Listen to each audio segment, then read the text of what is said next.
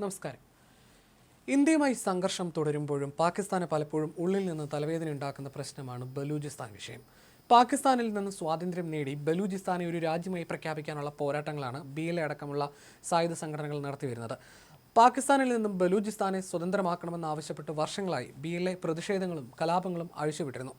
പാകിസ്ഥാൻ സർക്കാരിനെതിരെ പതിറ്റാണ്ടുകളായി പോരാടുന്ന നിരവധി വംശീയ വിമത ഗ്രൂപ്പുകളിൽ ഏറ്റവും വലുതാണ് BLA. അക്രമങ്ങൾ നടത്തിയും സൈനികരെ കൊലപ്പെടുത്തിയും ഒക്കെ കുറേ വർഷങ്ങളായി അവർ തങ്ങളുടെ പോരാട്ടം കടുപ്പിക്കുകയാണ്. ഏറ്റവും ഒടുവിലായി പാകിസ്ഥാൻ സുരക്ഷാ സേനയിലെ നിരവധി ഉദ്യോഗസ്ഥരെ തങ്ങൾ പിടികൂടിയതായി വിഘടനവാദി സായുധ ഗ്രൂപ്പായ ബലൂച്ച് ലിബറേഷൻ ആർമി അവകാശപ്പെട്ട് രംഗത്തെത്തിയിരിക്കുകയാണ്.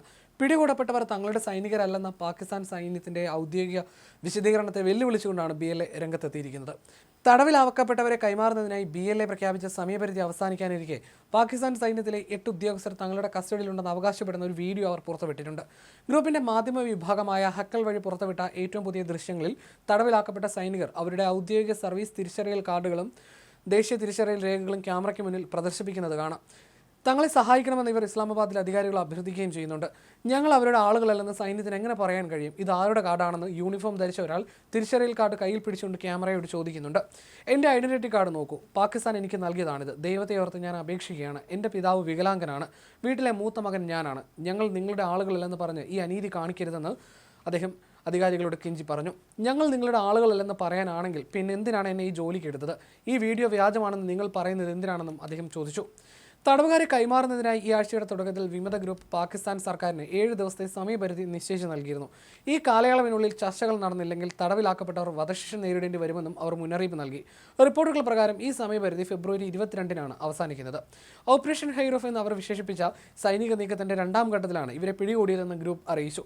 തടവിലാക്കപ്പെട്ടവരിൽ ചിലർ ബലൂജ് വംശജരാണെന്നും പ്രാദേശിക പോലീസുമായി ബന്ധമുള്ളവരാണെന്നും തിരിച്ചറിഞ്ഞതിനെ തുടർന്ന് മുന്നറിയിപ്പുകൾ നൽകി അവരെ നേരത്തെ വിട്ടയച്ചതായും സംഘടന അവകാശപ്പെട്ടു. എന്നാൽ ബാക്കിയുള്ള തടവുകാർ പാകിസ്ഥാൻ സൈന്യത്തിന്റെ റെഗുലർ യൂണിറ്റുകളിൽ നിന്നുള്ളവരാണെന്നും തങ്ങൾ ബലൂച്ച് നാഷണൽ കോർട്ട് എന്ന് വിശേഷിപ്പിക്കുന്ന സംവിധാനത്തിന് കീഴിൽ ഇവരെ വിചാരണ നടപടികൾക്ക് വിധേയരാക്കിയിരിക്കുകയാണെന്നും BLA പ്രസ്താവനയിൽ പറഞ്ഞു. നിശ്ചിത സമയപരിധിക്കുള്ളിൽ തടവുകാരെ കൈമാറാൻ പാകിസ്ഥാൻ സർക്കാർ ഔദ്യോഗികമായി തയ്യാറാകുകയാണെങ്കിൽ സൈനികരെ കൈമാറാമെന്നും ബലൂച്ച് ലിബറേഷൻ ആർമി വ്യക്തമാക്കിയിട്ടുണ്ട്. എന്നാൽ BLAയുടെ അവകാശവാദങ്ങൾക്ക് വിരുദ്ധമായി തങ്ങളുടെ ഉദ്യോഗസ്ഥരെ ആരെയും കാണാതായിട്ടില്ലെന്നും ആരും വിമതരുടെ കസ്റ്റഡിയിൽ ഇല്ലെന്നുമാണ് പാകിസ്ഥാൻ സൈനിക ഉദ്യോഗസ്ഥർ വിശദീകരണം നൽകുന്നത്.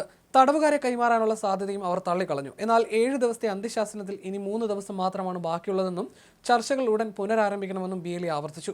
നിശ്ചിത സമയപരിധിക്കുള്ളിൽ ചർച്ചകൾ തുടങ്ങിയില്ലെങ്കിൽ തടവിലാക്കപ്പെട്ട ഉദ്യോഗസ്ഥരെ തങ്ങൾ കൊല്ലുമെന്നും അവർ മുന്നറിയിപ്പ് നൽകി. പുറത്തുവന്ന പുതിയ വീഡിയോയുടെ പാകിസ്ഥാൻ സൈന്യമോ ഷഹബാസ് ഷെരീഫ് സർക്കാരോ ഇതുവരെ ഔദ്യോഗികമായി പ്രതികരിച്ചിട്ടില്ല.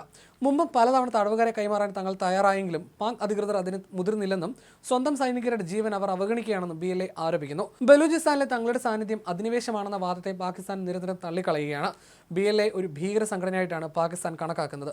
പാകിസ്ഥാനിൽ നിരോധിക്കപ്പെട്ട ഈ വിഘടനവാദി ഗ്രൂപ്പിനെ അമേരിക്കയും UK ഉൾപ്പെടെയുള്ള പല രാജ്യങ്ങളും ഭീകര സംഘടനയായും പ്രഖ്യാപിച്ചിട്ടുണ്ട്.